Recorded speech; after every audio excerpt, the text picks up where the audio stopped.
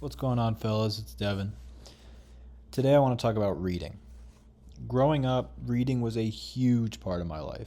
I used to tear through books during summer break or even during the school year. I even remember getting caught reading late at night when I was like 10. And, I would rush to hide my book and my little reading light under the covers and pretend to be asleep when I heard my parents walking around.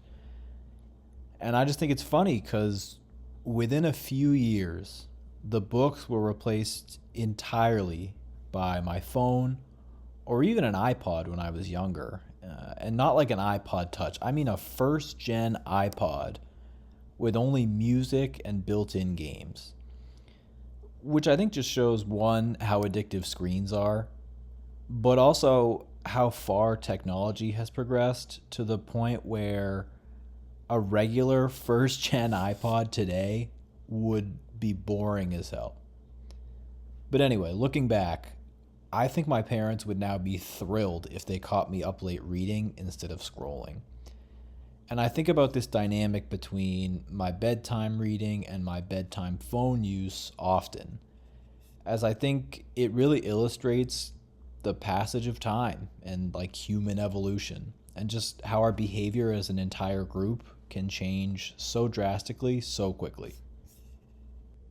So, yeah, scrolling and phone laptop time has slowly replaced reading for me, and by the time I got to college, reading was out the window.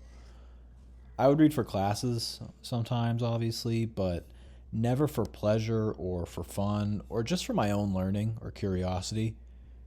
I think with my educational background, my parents, and even just internally, I've always been drawn to intellectual shit. And the idea of learning something has always appealed to me. So even as my behavior changed, I knew deep down that my lack of reading was not a good thing. Between Netflix, YouTube, streaming, sports, whatever else people watch, I think the appeal of reading will only continue to diminish over time, at least from like the dopamine, feel good, pleasure perspective, which is pretty easy to default to as a human being. And with the rise of AI lately, there's a lot of online discourse about diminishing human attention spans, our ability to concentrate, an inability to process information, and just a lack of thinking creatively without an aid. And I would guess there's research to show that these assumptions are substantiated at least a little bit. And so, with all this on my mind, I've set the goal to, read more this year, dating back to 2022, probably even before that. And I've actually found some success with this as I've probably read 20 to 30 books since 2022. But the lack of structure and consistency makes it difficult for me to truly consider myself a reader. So much like my fitness goals and the lower back exercises, I'm hoping this channel will serve as a mirror of accountability to keep up with my reading habits more steadily so that I'm reading multiple days per week instead of multiple days every few months. I recently finished The Trial by Franz Kafka, which I thoroughly enjoyed. It's kind of a boring and monotonous book by nature. He writes that way on purpose. But I still thoroughly enjoyed struggling through some of these difficult parts while also being attached to the storyline. What really struck me was, for a book written in the 1920s, the emotional aspects he explores feel the exact same as my own emotional turmoil at the moment. So, despite a different time period and country altogether, the themes of the book and the steadiness and predictability of human nature persist over time. And I found this really exciting. I've spent a decent amount of time reading self help and self improvement type books, Atomic Habits, shit like that. But I think some of the lessons derived from fiction can be way more powerful because they guide you to the type of person you want to be instead of giving you a set of directions to follow. So, assessing characters and their traits and their behaviors and their thoughts allows you as the reader to determine the type of person you want to become. And I think once you make that determination, the actions can naturally follow from there. And maybe that's where the self help books come in. They can give you that structure and guidance, but in terms of crafting your own person, I think there's a lot of value in reading fiction. So, anyway, this was exciting and nostalgic for me. It reminded me a lot of high school and some of the powerful stories I read there, and some of the phenomenal teachers, honestly, who brought that excitement and insight to these stories.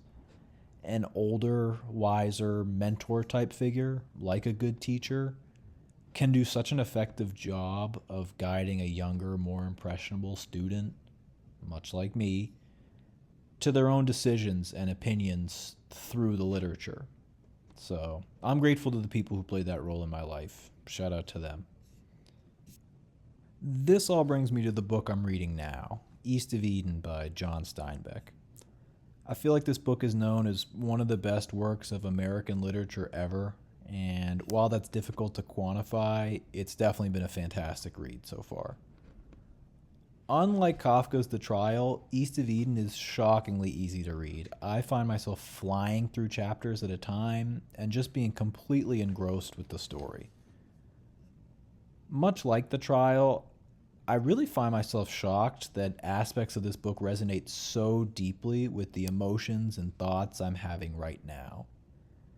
If you know me, you know some of the things that have been on my mind lately, and the relationship dynamics and societal shifts that play out in this book really speak to so many of my worries and fears and even just curiosities that exist right now. This entire video has just been background of me reading, so sorry about that, but here's a brief pause from that to show you my favorite section that I've read over the last few days. It goes, "They looked over that flat, dry, dusty valley and the ugly mushroom towns, and they saw a loveliness. Who knows? Maybe in our lifetime. That's one reason you couldn't laugh too much at Samuel Hamilton. He let his mind range more deliciously than any other, and it didn't sound so silly when you heard what they were doing in San Jose. Where Samuel went haywire was wondering whether people would be happy when all that came. Happy? He's haywire now. Just let us get it, and we'll show you happiness." And Samuel could remember hearing a cousin of his mother's in Ireland, a knight and rich and handsome, in any way shot himself on a silken couch, sitting beside the most beautiful woman in the world who loved him. "There's a capacity for appetite," Samuel said, "that a whole heaven and earth of cake can't satisfy." This last quote from Samuel is my favorite part of the book so far, and I think it speaks for itself. So I'll leave that there. Thank you all for watching. I'll give updates on my reading progress in addition to more fitness stuff. And I'll be bringing back the music soon enough too, just to show my progression from over a year ago now. Thanks again. Peace.